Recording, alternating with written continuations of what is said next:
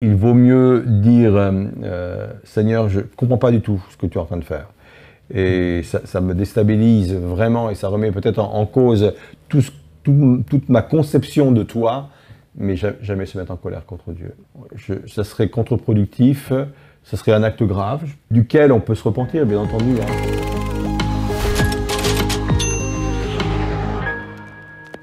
Bienvenue et très heureux de vous accueillir pour cette émission ELM en question.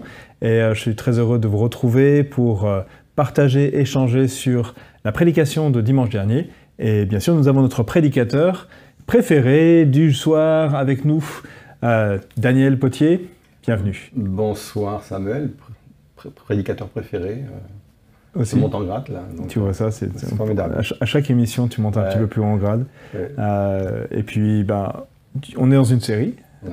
Posons-nous les bonnes questions. Alors on pourrait dire que c'est une série qui pourrait durer longtemps. C'est vrai. Il y a beaucoup de bonnes questions à se poser et tu t'es arrêté particulièrement sur une question qui est très intéressante. Plusieurs personnes m'ont dit que c'était peut-être une des premières fois qu'il avait abordé ce thème de cette façon-là. Et le thème était « Le doute est-il permis ?» Et ça, c'est vrai que quand on parle de foi, on est appelé à la foi. Le doute est une question intéressante à se poser, mais comment faire face au doute? Est-ce qu'il est même permis? Peut-être je me suis même dit, c'est quoi le doute si on devait mettre une définition? J'ai vu que c'était le manque de certitude, soupçon, voire même de méfiance quant à la sincérité de quelqu'un, la véracité d'un fait, la réalisation de quelque chose. C'est sûr que quand on parle d'une marche par la foi, le doute ne semblerait pas aller dans cette ligne de conduite. Et pourtant, on le sait, on le vit, le doute est présent. Et donc à travers tout ce que tu as déployé comme argument, comme vérité, exactement, tu as dit que c'était des vérités concernant le doute, tu nous montres que même le doute est nécessaire à la vie, à la foi du chrétien. Et donc du coup, on va plonger dans toutes ces questions-là. Sachez d'ailleurs par ailleurs que vous pouvez participer aux questions, aux échanges qu'on peut avoir lorsque vous regardez la prédication en direct, lorsque vous êtes peut-être même lors du culte, et on recevra vos questions et on essaiera de les intégrer pour les prédications, pour le temps d'échange qu'on aura sur la prédication. Donc voilà, aujourd'hui je pense qu'on va se lancer dans une première extrait qui va nous arrêter sur la première vérité, qui est celle qu'il y a une différence entre le doute et l'incrédulité. Et on regarde ça maintenant en vidéo. Vous savez, à un moment donné, Jésus va dire à ses disciples qu'il va préparer une place et qu'il va revenir les chercher. Et il est dit dans Jean 14, verset 5, Thomas lui dit, « Seigneur, nous ne savons pas où tu vas. Comment pourrions-nous en connaître le chemin ?» Et comprenez bien ce qui est en train de se passer là. Thomas, il veut aller avec Jésus. Il veut croire à la promesse que Jésus a préparée et va préparer pour lui et pour les autres une place. Mais il dit, « Seigneur, donne-moi quelques indications supplémentaires. Donne-moi quelques précisions supplémentaires. Moi, j'ai besoin, dans ma démarche de foi, j'ai besoin parfois de recevoir certaines précisions. »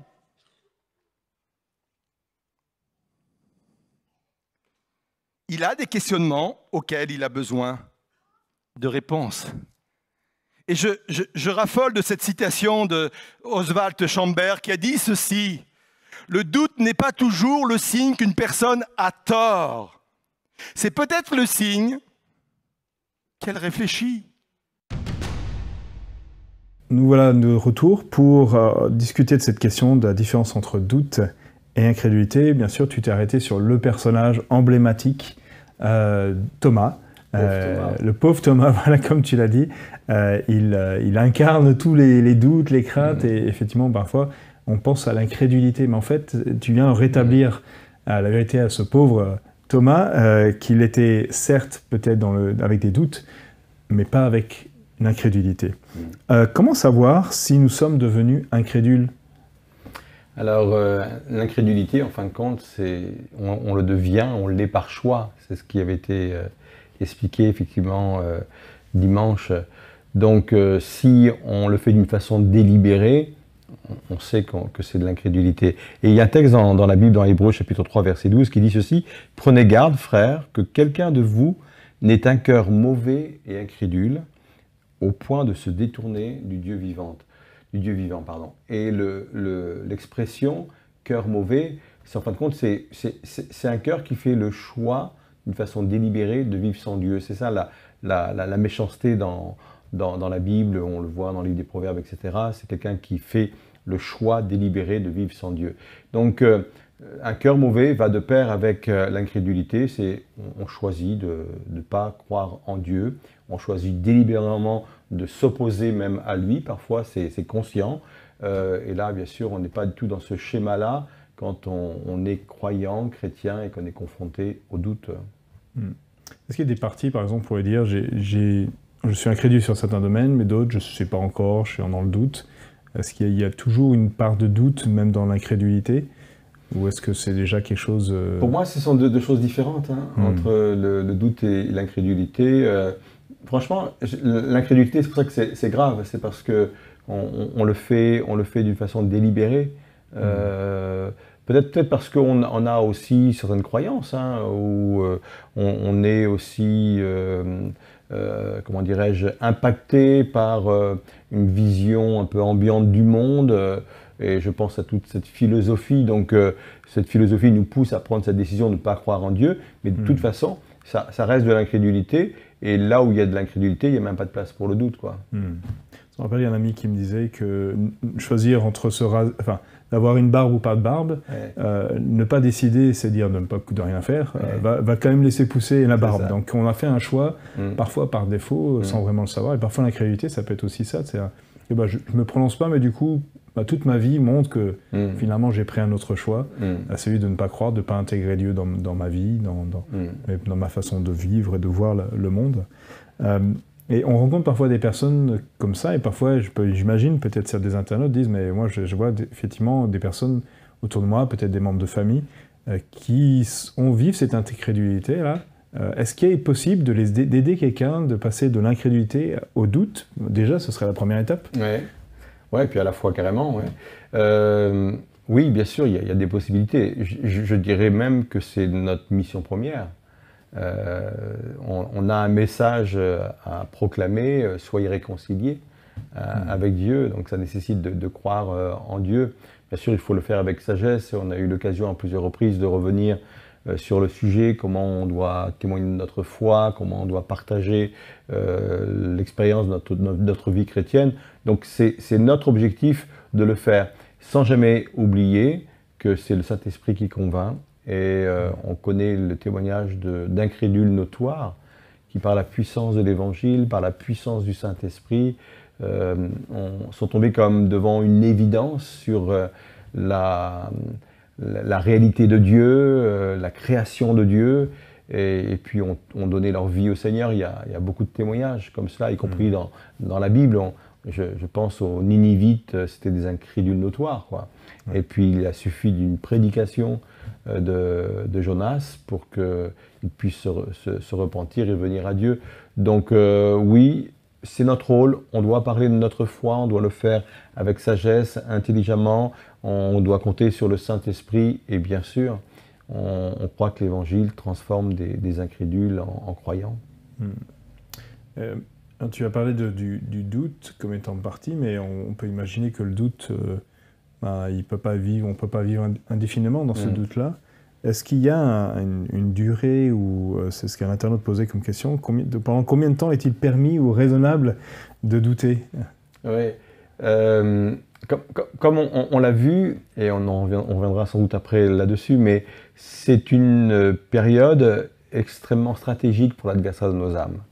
Donc je le dirais de cette façon-là, il ne faut pas rester à découvert trop longtemps, quoi. Donc si on est honnête dans notre démarche, et je pense qu'on l'est quand on a des doutes, si on est honnête dans notre démarche de dire voilà Seigneur, là ça me pose problème, ça me déstabilise et je veux comprendre, je veux avoir des réponses. Si on est honnête dans notre démarche, il faut croire que Dieu viendra aussi nous apporter la réponse à nos questionnements. Et c'est là où il faudra accepter ces réponses d'une façon honnête. Et je dirais même que si parfois cette réponse tarde, c'est là où il faut continuer à marcher avec, aussi cette confiance qui consiste à dire je ne comprends pas, j'ai encore des questionnements, mais je vais continuer à avancer parce que je sais que les questionnements, Dieu s'y intéresse et saura y répondre. Peut-être on pourrait dire effectivement que le doute est raisonnable jusqu'au point où il ne nous amène pas à l'incrédulité, où on reste dans une position... Oui, qu'ils ne nous mettent pas en danger. Ouais. Est-ce qu'on pourrait dire, il y a une question qui était, la réflexion passe-t-elle nécessairement par le doute? Ça en fait partie. Pas nécessairement, mais ça en fait partie.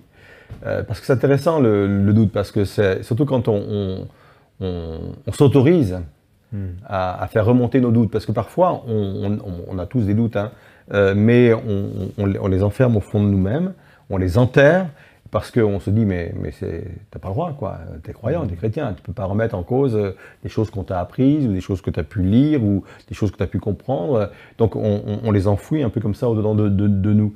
Mais quand on a cette démarche de dire même mes doutes, je veux les analyser, eh bien ça fait partie de la réflexion qui nous aide à grandir et aller plus loin. Mais ce n'est pas le seul moyen, on n'a pas forcément besoin de doute, il y a tellement de moyens que Dieu met à notre disposition pour nous amener à des réflexions.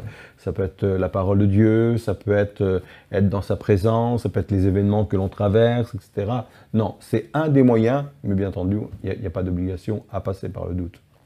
On pourrait se dire aussi, je pense à ce texte dans Jacques où il parle de la sagesse, mais il parle aussi de croire qu'on le reçoit, de peur que nos doutes, en gros, on pourrait dire, le fait de cette absence de foi suffisamment solide, nous balade de droite et de gauche. Est-ce que c'est aussi un des risques Oui, et il est intéressant ce texte parce que, il montre que quand on est dans le doute, on devient incertain, quoi. Et c'est le propre même du doute, hein, c'est qu'on ne sait pas où aller et on est comme ces vagues-là qui montent et qui descendent. Et puis, il est intéressant ce texte aussi parce qu'effectivement, si quelqu'un manque de sagesse, la sagesse c'est quoi? C'est la compréhension des choses en fin de compte. Ouais. Et quand on est dans le doute, il y a des choses qu'on ne comprend pas, quoi. Et ça vient étayer effectivement l'idée de, quand nous sommes dans ce type d'interrogation, il faut le demander à Dieu, il faut venir à Dieu. Voilà. Il faut exprimer à Dieu nos incompréhensions, il faut exprimer à Dieu même ce qui nous déstabilise. Et Dieu, effectivement, donne la sagesse, donne la compréhension, donne la stabilité et répond à nos doutes. En tout cas, merci pour cette première vérité donc, qui met en lumière que l'incrédulité n'a rien à voir avec le doute. Et tu es venu sur une deuxième vérité, celle que le doute nous rapproche de Dieu. En tout cas, ça c'était peut-être étonnant, parce qu'on pourrait dire effectivement le doute est là pour nous déstabiliser éventuellement, etc. Mais tu as montré comme quoi ça avait un aspect positif dans notre foi. On va regarder ça en vidéo là maintenant, et puis on revient tout de suite après avec quelques éléments de réflexion supplémentaires sur cette question. Tout ça pour dire que les doutes sont légitimes. C'est normal d'avoir des doutes. C'est normal d'avoir des questionnements dans ma vie chrétienne. Mais prendre conscience que c'est aussi un moment stratégique pour l'adversaire de mon âme. Dieu n'a pas peur de mes doutes. Et j'aimerais dire que Dieu vient au-devant de mes doutes. C'est ce qu'il a fait avec Thomas. Jésus est venu directement vers lui pour lui donner exactement ce dont il avait besoin comme réponse. Il l'a mis au même niveau de révélation que ses collègues. Vous savez, parfois on fait une différence entre Thomas et les autres disciples. Mais c'était facile pour les autres disciples de croire. Ils l'avaient vu en chair et en os, entre guillemets, parce qu'on ne sait pas quel type de corps il pouvait avoir. Alors moi, je veux bien avoir la foi comme les autres disciples si Jésus se présente littéralement au milieu de moi et se montre littéralement à moi. Sauf que Thomas n'était pas là. Peut-être qu'il avait des bonnes raisons, ou de mauvaises raisons, peu importe, il n'était pas là. Et il a un questionnement. Et Dieu vient au-devant de lui pour répondre exactement à ses questionnements.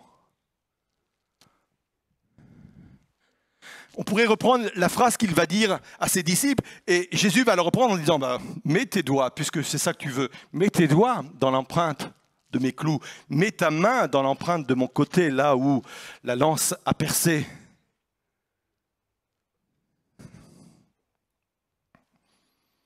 Jésus est venu directement vers lui.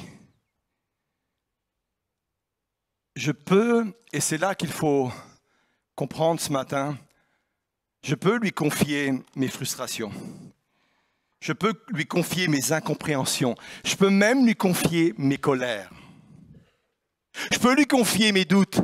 Je peux tout lui confier. Je peux lui dire, mais Seigneur, je ne comprends pas pourquoi dans cette affaire, tu n'agis pas comme ça. Je ne comprends pas même que ça semble être l'inverse qui se passe.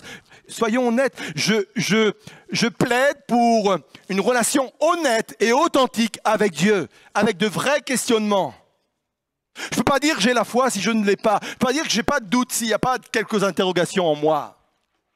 Cela ne va pas faire fuir Dieu. Au contraire, il va venir vers moi pour pouvoir répondre à ces interrogations.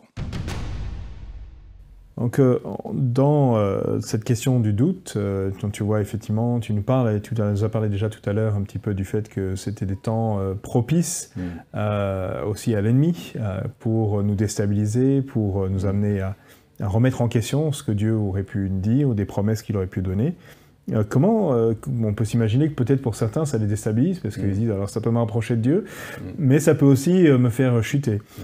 Comment distinguer un réel questionnement donc, qui est issu du Saint-Esprit, qui vient nous mettre face à nos peut-être des mauvaises compréhensions, et un doute qui lui est insufflé par Satan? Ils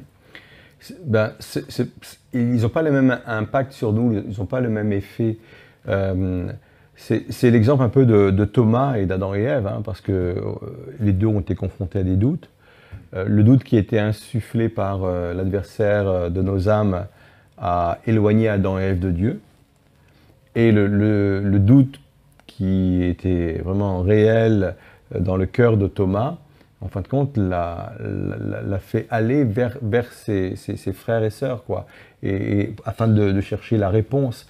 Donc, ce type de questionnement qui vient d'une façon sincère et qui peut venir effectivement du Saint-Esprit ou pas, ou même de nos réflexions, nous poussera toujours vers Dieu. Et le doute qui vient par l'adversaire de nos âmes fera en sorte qu'on fuira la présence de Dieu. Parce que soit on ne se sentira pas indigne, ou alors on sera déjà arrivé à des conclusions que l'adversaire de nos âmes nous aura soufflé, et ces conclusions nous mettront en opposition à Dieu, et ils nous feront fuir la présence de Dieu. Et c'est vraiment comme ça qu'on peut vraiment les reconnaître. Donc c'est ce vers quoi ça nous pousse, c'est ça? C'est cela. Soit nous rapprocher, soit nous éloigner de Dieu. Est-ce que du coup, comment on peut éviter dans ces moments-là, puisqu'on peut sentir qu'on est dans une fragilité, tu as parlé de moments difficiles que l'on peut traverser aussi et qui nous amènent naturellement à douter, comment éviter des pièges de l'ennemi dans ces moments-là? Ouais. C'est vrai qu'on est très vulnérable dans ces moments de doute, qu'ils soient effectivement inspirés par le diable ou par nos propres questionnements. Pour moi, la première réponse qui me semble indispensable, ne jamais s'isoler. Ne jamais s'isoler. Et je reviens à l'exemple de Thomas, malgré ses doutes, il est allé vers son noyau là, de chrétiens. On les appelait tout juste comme ça à cette époque-là, quoi. Il est allé, ne jamais s'isoler. Il y a un texte de la Bible qui dit ceci dans les Épîtres, qu'il faut rechercher la foi avec ceux qui invoquent Dieu.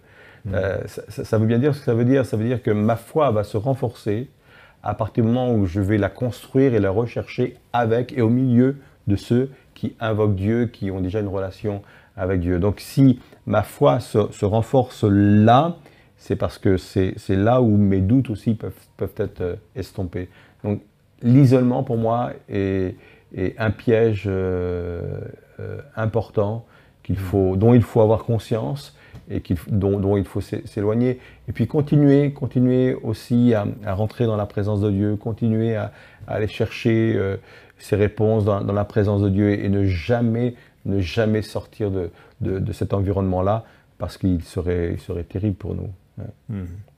Donc le conseil, c'est de ne pas s'isoler, d'essayer autant que possible de rester dans on va dire, dans les expressions de foi qu'on a habituelles, de telle façon à ce qu'on puisse traverser ce temps-là sans tomber dans ces pièges. Oui. Est-ce que, parce que parfois, on se doute, mais il y a des situations qui nous échappent, qui ne sont même extérieures à nous, comment on peut se dire, mais pourquoi Dieu, tu as permis qu'il y ait cette situation qui me mette dans un doute? On peut penser à Job, on peut penser bien sûr à d'autres personnes, personnages bibliques, qui ont été exposés à une forme de doute, alors probablement qu'ils étaient très ancrés, des hommes de foi, et de me dire, mais Dieu, pourquoi tu permets ça? Pourquoi tu acceptes que ce doute vienne à ma rencontre? Ouais. On reste humain.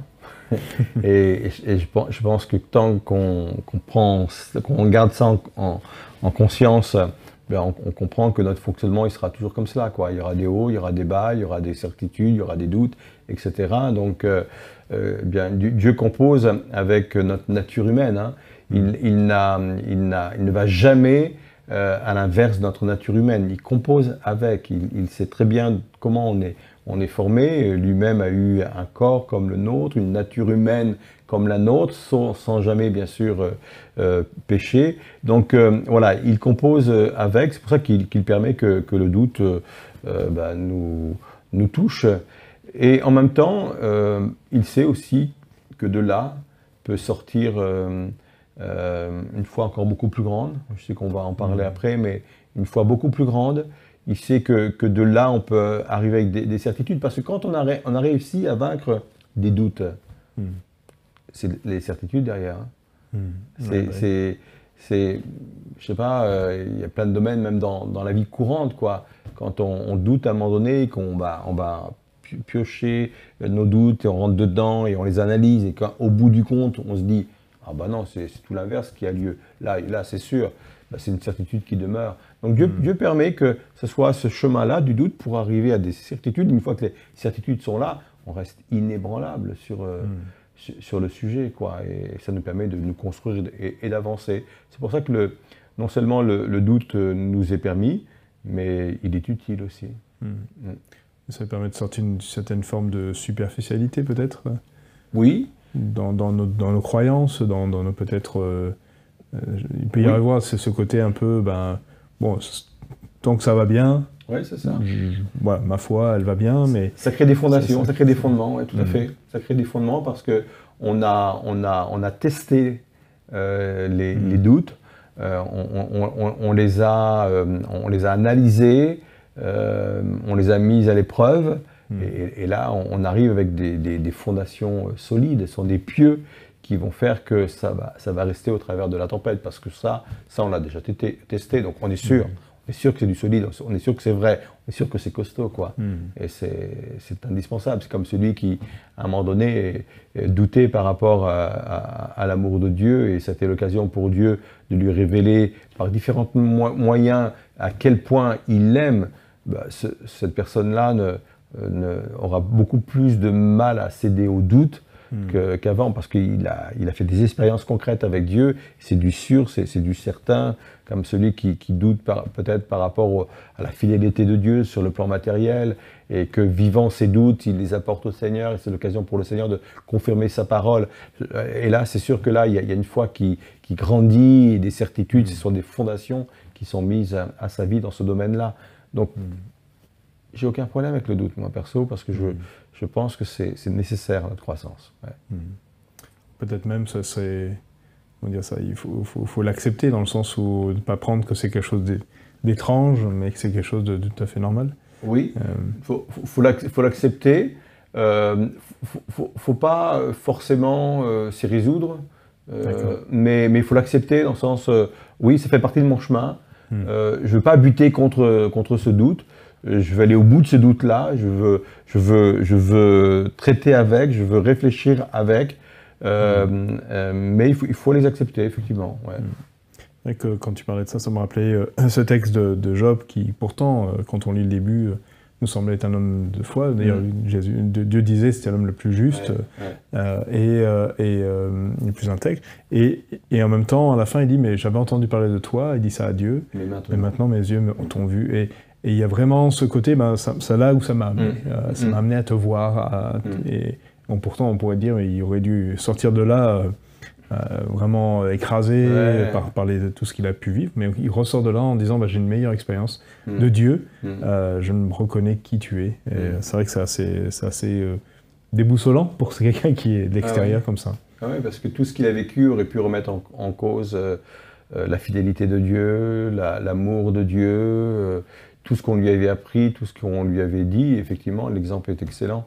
Non, ça l'a renforcé. Maintenant, mon œil t'a vu, quoi. Il y a une différence entre entendre parler de Dieu et le voir, quoi. Et le voir, ouais. Est-ce que, et c'était d'ailleurs un peu un des propos et un des sujets dans cette question-là, c'est que parfois, dans l'incompréhension, on se met en colère. Est-ce qu'on peut se mettre en colère vis-à-vis de Dieu? Alors, je dirais non, pas vis-à-vis de Dieu, parce que je pense qu'en tant que croyant, on doit alimenter en nous, on doit construire en nous une crainte respectueuse de Dieu. Ça reste Dieu, il est saint, il est pur, il est le Créateur, c'est notre Père Céleste. Mais on peut être en colère contre certaines situations, contre certaines incompréhensions. Et je crois qu'il ne faut justement jamais céder à la colère contre Dieu, parce que ça touche à notre domaine, et là on touche à quelque chose qui pourrait nous nuire. Il vaut mieux dire Seigneur, je ne comprends pas du tout ce que tu es en train de faire. Et ça me déstabilise vraiment, et ça remet peut-être en cause toute ma conception de toi, mais jamais se mettre en colère contre Dieu. Ça serait contre-productif, ça serait un acte grave, parce que duquel on peut se repentir, bien entendu, hein. Ça reste quand même un acte grave, parce que Dieu, il est ce qu'il est, quoi. Il est Dieu, avant tout, et on lui doit l'honneur, le respect, la révérence. On lui doit tout cela. Mais ça n'empêche pas qu'on peut être en colère, effectivement, contre une situation qu'on trouve injuste. Et puis, oui. En tout cas, peut-être ça sera éclairé. En tout cas, je remercie l'internaute qui a pu poser cette question. Sachez d'ailleurs que vous pouvez le faire et participer à nos échanges lorsque, suite à une prédication, vous avez des questions qui émergent. N'hésitez pas à les partager. D'ailleurs, peut-être ça peut être des questions qui vous mettent dans le doute. Donc, n'hésitez pas à partager. Peut-être qu'on aura des réponses, ou du moins des éléments de réponse qui vous permettront d'étayer davantage votre foi. Voilà, à partir peut-être d'autres façons de voir la situation auquel vous faites référence. Alors, on va continuer avec une troisième vérité que tu as partagée, c'est celle que les plus grandes démonstrations de foi sont souvent cachées derrière nos plus grands doutes. Et on pourrait dire, c'est étonnant, effectivement. On va regarder ça maintenant, un extrait de cette prédication, et on revient juste après avec quelques questions à ce sujet. Nous ne sommes pas toujours responsables de nos doutes. Cet homme, quand il est venu voir Jésus, il est venu avec la foi qu'il pouvait être guéri. Sinon, il n'aurait jamais fait la démarche. Peut-être qu'à cette époque-là, il fallait pour lui faire des kilomètres. Il a fait des kilomètres pour venir voir Jésus parce qu'il était convaincu que lui pouvait le guérir. Et à cette époque-là, il fallait braver aussi le regard des religieux, les critiques des religieux.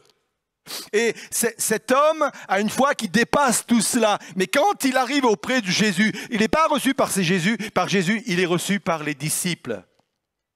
Et les disciples vont tenter quelque chose. Ils vont essayer de le délivrer.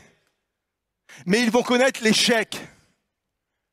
Et en fin de compte, cet homme, il n'est pas responsable de ses doutes. En fin de compte, c'est l'échec des disciples qui fait qu'à un moment donné, sa foi est couverte, comme une couverture, par le comportement des autres, par le comportement des disciples.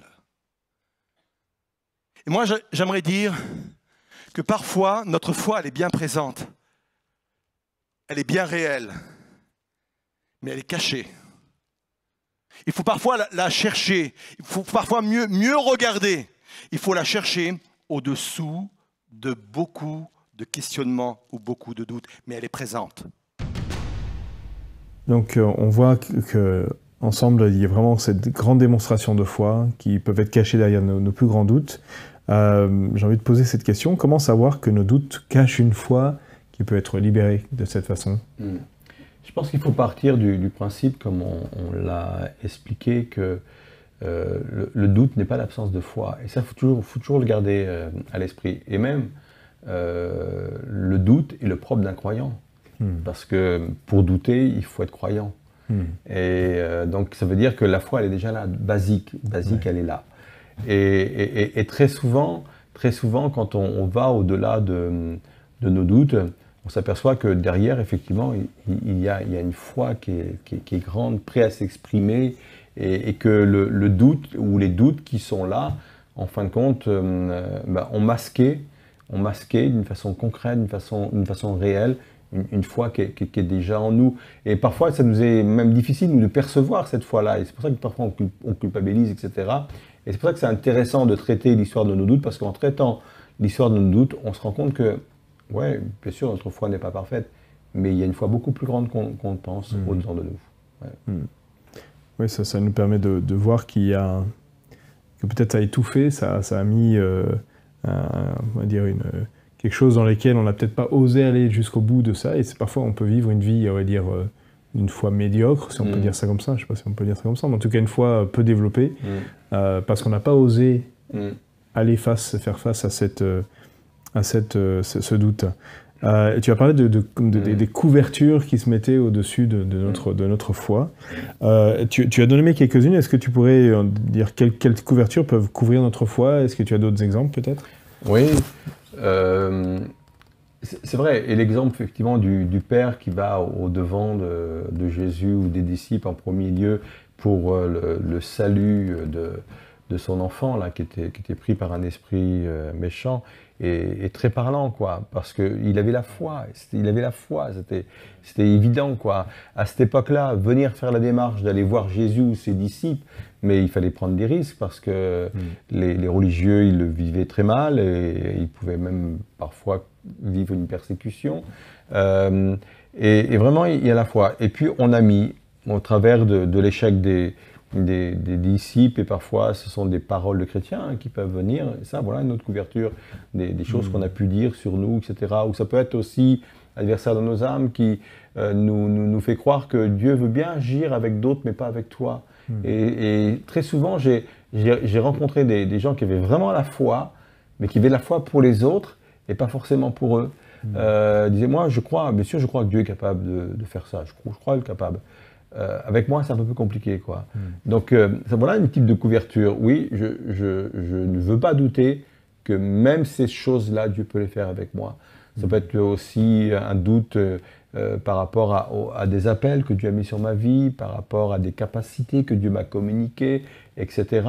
Et quand je viens traiter tous ces doutes-là et que je les retire, je retrouve en moi assez d'énergie, assez de foi pour dire, non, je crois que oui, Dieu m'a appelé à cela. Oui, je crois que je peux faire cela. Voilà, il y a plein de couvertures comme cela. Et je pense qu'on est tous plus ou moins capables d'analyser les couvertures qui viennent cacher une foi potentielle au fond de nous-mêmes, qui ne demande qu'à s'exprimer, à être libéré. Est-ce qu'on rationalise peut-être beaucoup ces aspects-là? Parce que j'ai souvent le constat qu'on dit, bah voilà, pour X raisons...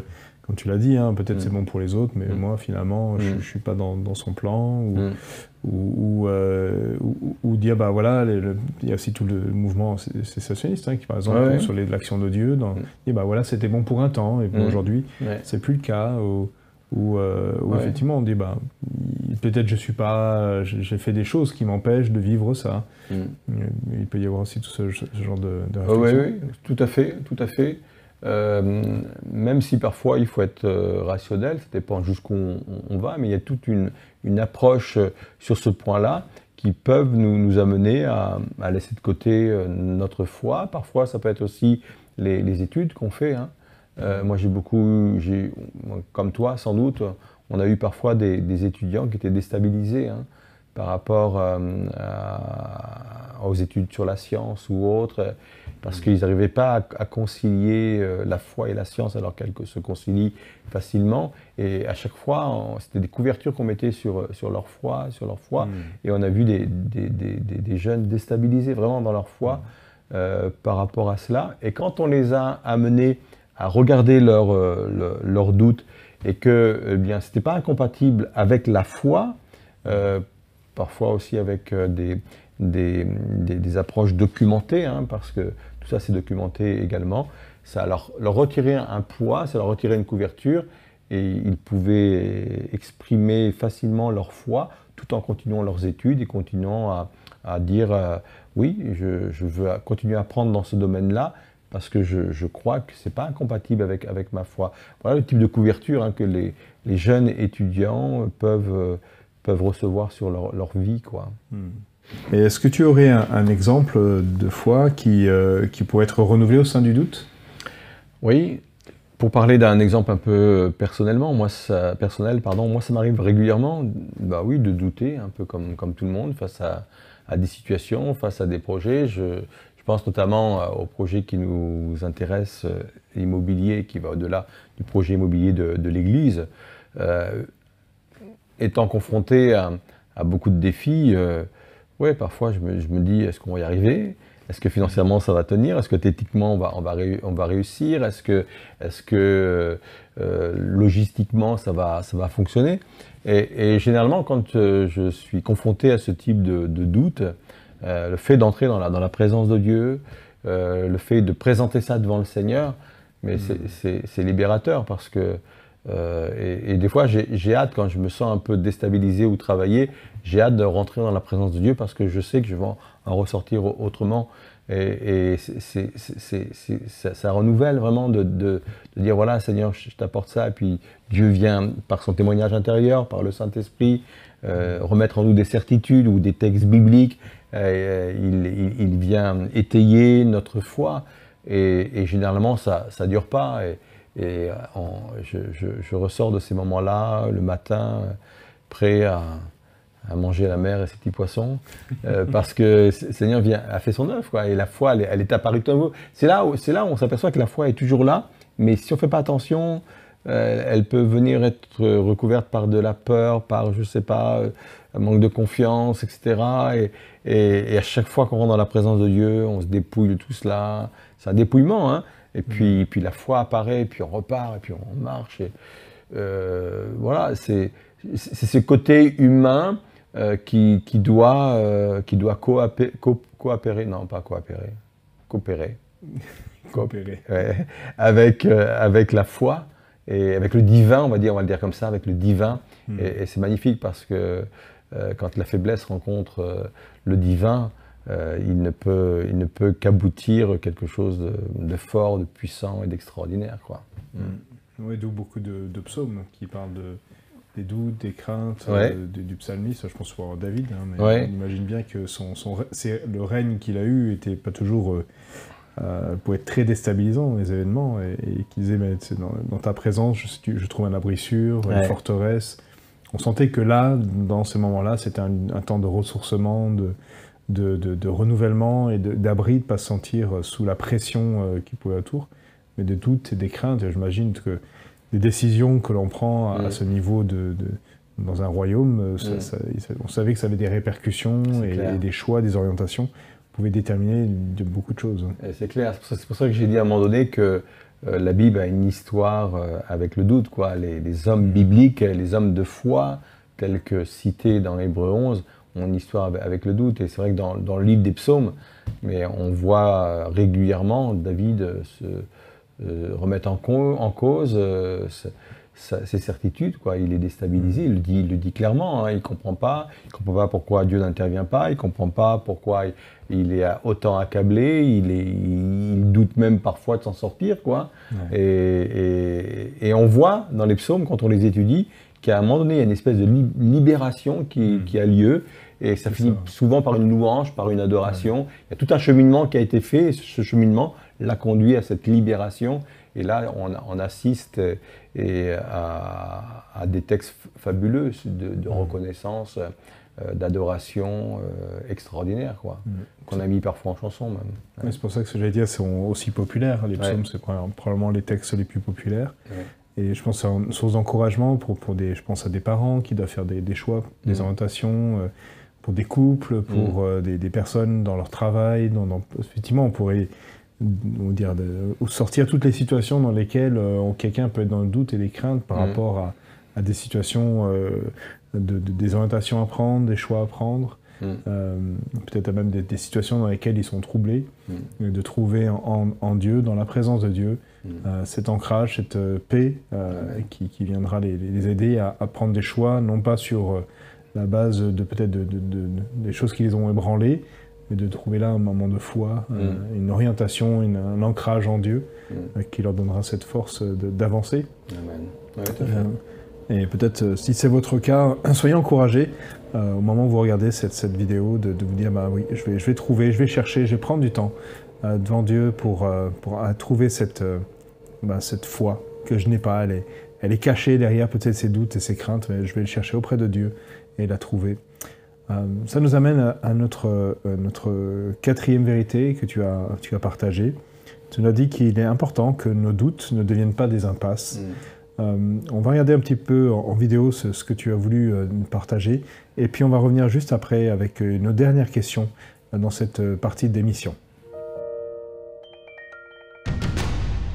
Notre foi n'est pas principalement placée dans un ensemble de croyances à comprendre, mais dans une personne à connaître et à faire confiance. C'est important. Je vais le redire. Notre foi n'est pas principalement placée dans un ensemble de croyances à comprendre, mais dans une personne à connaître et à faire confiance. C.S. Lewis a dit ceci. Vous n'êtes plus confronté à un argument qui exige votre assentiment, mais à une personne qui exige votre confiance. Je peux douter de ma compréhension de Dieu, mais je ne dois jamais douter de lui.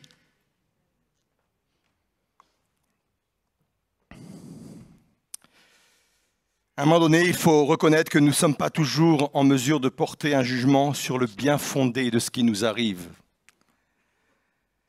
Et je terminerai par cet exemple de Job. Et on ne va pas revenir sur l'histoire de Job, de ce qu'il a pu connaître, de ce poids-là qu'il a porté. Et il va dire ceci dans Job 1, verset 22. En tout cela, Job ne pécha point et n'attribua rien d'injuste à Dieu. Il se déclare en fin de compte incompétent pour juger le bien fondé de ce qui lui arrive. Et l'expression rien d'injuste veut dire littéralement rien de vide. Peut-être que pour lui, c'était vide de sens. Et parfois, nos problèmes, nos difficultés, nos situations sont vides de sens pour nous. Comment comprendre, comment expliquer, comment argumenter par rapport à cela? Si c'est vide de sens pour moi, ça ne l'est pas pour toi. Parce qu'il y a des intérêts qui me dépassent, il y a des intérêts qui sont au-dessus de moi. Dieu a ses raisons et des raisons qui m'échappent totalement. On est content de continuer avec cette dernière partie qui concerne donc une quatrième vérité sur nos doutes, que nos doutes ne deviennent pas des impasses. Et tu as parlé donc effectivement de Thomas et qui a avancé malgré tout, qui était là avec les d'autres frères et sœurs. Jusqu'où est-il important de comprendre que la foi est liée à ma relation avec Jésus et non à mes croyances, peut-être à ma conception de Dieu? Oui, c'est important de comprendre qu'on peut douter, effectivement, même d'une doctrine. Hein. On peut douter de certaines interprétations bibliques, on peut douter même de la façon dont on imagine ce qu'est la vie chrétienne, ce qu'est la foi, ce qu'on devrait faire dans telle ou telle situation, mais jamais douter de Dieu, parce que notre foi, c'est plus une relation de confiance avec Dieu, avec Jésus, plutôt qu'une relation de foi avec des croyances. Alors je sais que ça peut peut-être déstabiliser certaines personnes de parler comme cela. Ça ne veut pas dire qu'on n'a pas une confession de foi dans laquelle on croit. Ça ne veut pas dire qu'il n'y a pas des vérités bibliques dans lesquelles on croit. Mais ce qui est important de comprendre, c'est que même si je peux être attaqué sur certaines croyances, certains principes bibliques, c'est une chose, et je pourrais l'être, mais si je vis ma foi comme d'abord une relation de confiance avec avec Jésus et Dieu, je ne serai pas déstabilisé. Parce que ce qui est plus important, c'est ma relation avec Jésus, c'est ma relation de confiance avec lui. Le reste viendra par la suite. Donc tu partages ça me rappelait cette histoire de l'homme qui a été guéri par Jésus, un aveugle, et puis il vient lui dire, mais tu ne sais pas qui est cet homme, etc. Alors il voyait les religieux de l'époque, ils avaient une idée de qui était Jésus pour eux, mais ce n'était pas celle qu'il était réellement. Et j'aime bien cette réponse de cet homme. Je dis, je ne connais pas cet homme, mais moi, tout ce que je sais, c'est qu'il m'a guéri. Ouais, c'est ça. Et après, bien sûr, il revoit Jésus. Et c'est aussi lié peut-être à notre relation personnelle, au-delà de toutes les choses qu'on peut dire au sujet de Jésus. On dit beaucoup de choses au sujet de Jésus, mais de dire, au-delà de ça, il va se révéler à moi, je vais le découvrir, on marche ensemble. Oui, tout à fait, tout à fait. C'est ça qui fait vraiment la différence, cette relation avec lui, cette intimité avec lui. C'est ça qui va nous faire même marcher quand on ne comprend pas certaines réalités, même certains textes bibliques, même certains événements qui nous arrivent. Voilà, je ne comprends pas, mais je remets peut-être même en question parfois certaines approches d'interprétation peut-être biblique, hein, c'est possible, j'ai connu des gens comme cela, mais je remettrai jamais en question ma relation avec Dieu, et j'avance avec lui. Parce que on sait, la parole de Dieu reste la parole de Dieu, mais elle est sujette aussi à interprétation. Et parfois, il y a des interprétations qui sont justes, parfois, il y a des interprétations qui ne sont pas justes. Et tu as des personnes qui sont confrontées à des interprétations qui ne sont pas justes.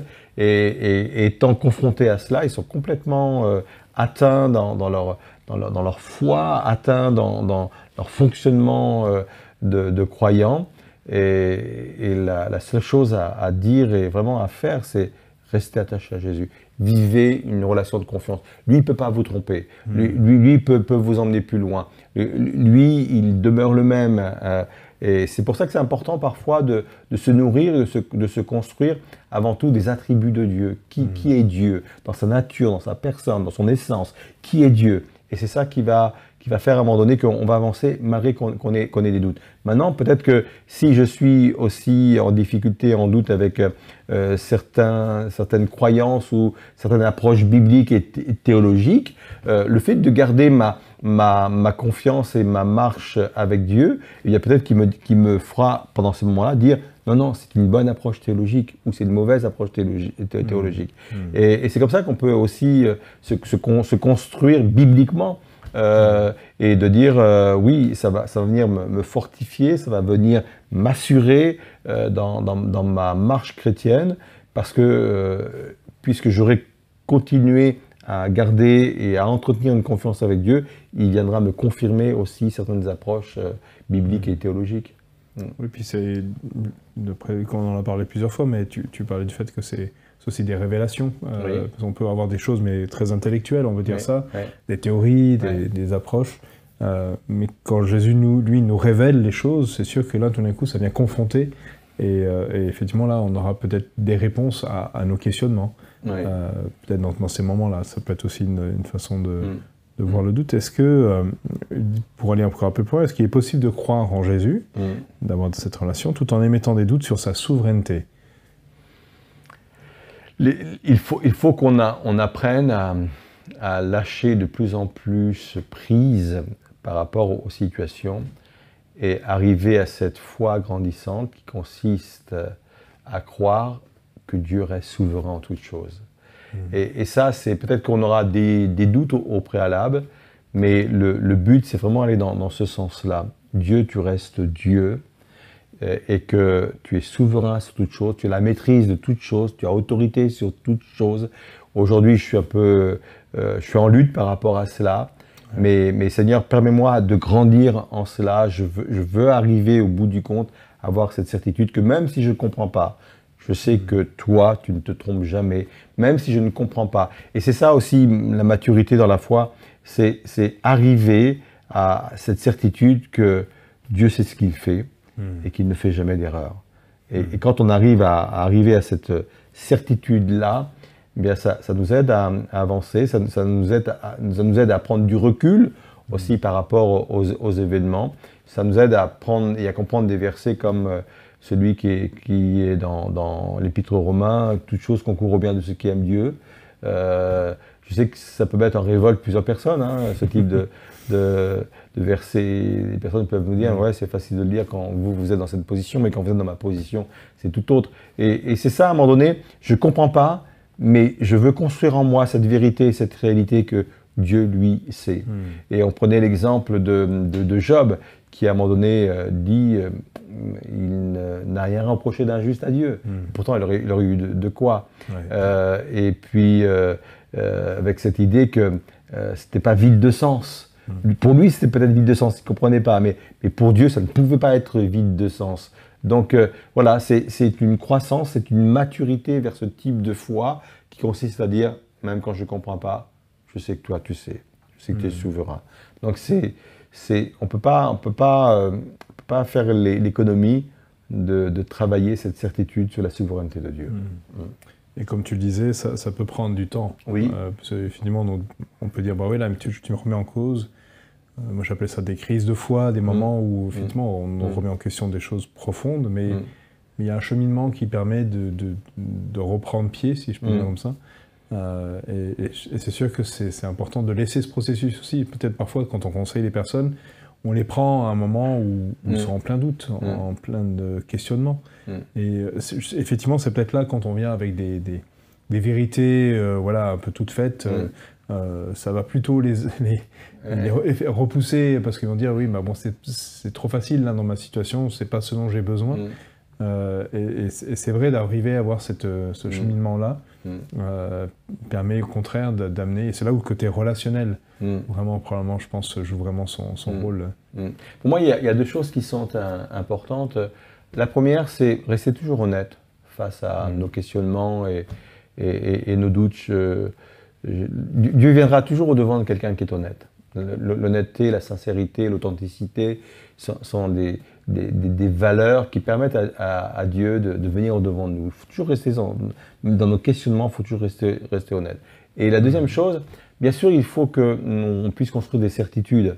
Il y a des certitudes qui sont même pas discutables. Dieu est Dieu, Jésus est le Sauveur, etc. Et même si je doute par rapport à cela, si je viens devant Dieu avec des doutes sincères et authentiques, Dieu va construire en moi de ces valeurs-là.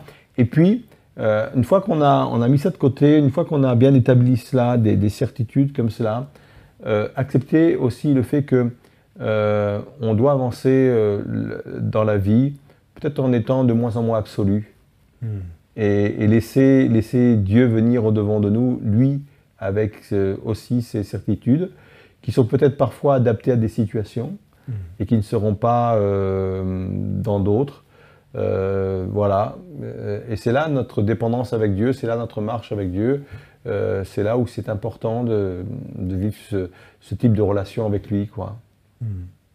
Merci Daniel pour ces éléments. J'ai une dernière question. On peut imaginer que certaines personnes, peut-être, je sais pas, il y a certains tempéraments, certaines personnalités qui font qu'il y a plus de doutes, plus de remise en question. On parlait de Thomas un peu plus. On pourrait se poser la question si quelqu'un a un peu on va dire cette approche-là. Comment il peut vivre le quotidien, ces doutes et, peut-être certaines personnes ont l'impression de dire je suis tout le temps un peu dans cette position-là. Ça dépend quelle est l'origine du doute, parce que parfois l'origine du doute peut être un manque de confiance en soi. Donc on remet toujours en question nos capacités, le fait que Dieu nous aime, parce qu'on manque tellement de confiance en nous, on a tellement une très mauvaise image de nous. Donc peut-être ça nécessite qu'il y ait tout un travail de fait sur ce domaine-là.